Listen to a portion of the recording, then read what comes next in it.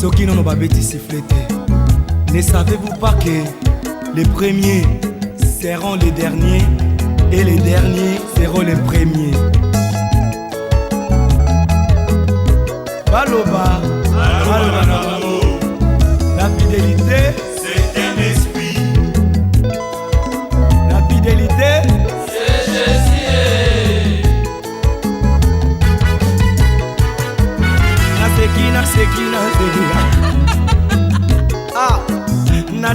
naseki na ngweni ye.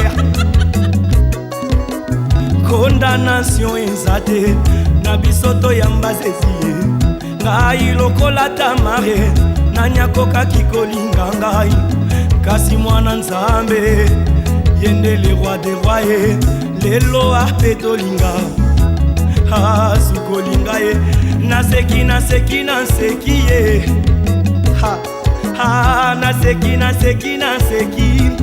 lelo nga naseki. Condamnation eza te na biso toyamba ye oswa o. Ngai lokola Tamare o nanyakokaki kolinga ngai, kasi mwana Nzambe yende Yuda lelo ape tolinga sukolinga ye. O Yesu e Nzambe osailonga, Nzambe nanga mama osailonga, yosabika mwa Nzambe mama osailonga. Yesu e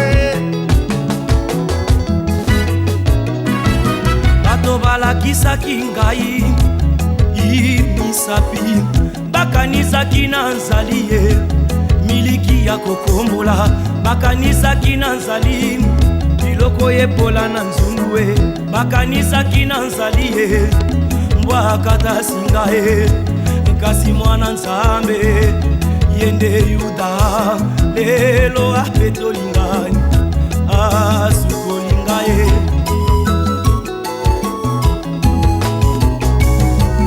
Biloko misatu na nzui epai na Yuda nde Yesu e. Ememeli ngai elonga, condamnation ekwei ye. Kashe ya molimo mosantwe, nzete ya autorité ya parole, singa ya makila na ye. Yango nde elonga nanga kolo Nzambe osailonga,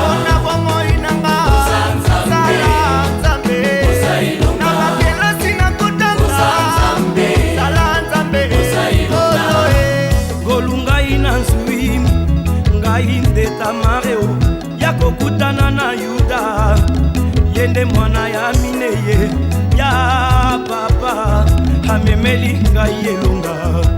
Yende kosi na Yuda e, yende mokonzi na bakonzi, yende mwana ya minei oya bikisa Meshake Shadrake Abednego.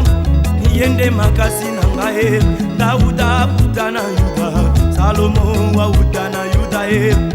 Yende moi ya tongo, yende louange ya basantre Yesu e. Nzambe osailonga, Nzambe osailonga, Nzambe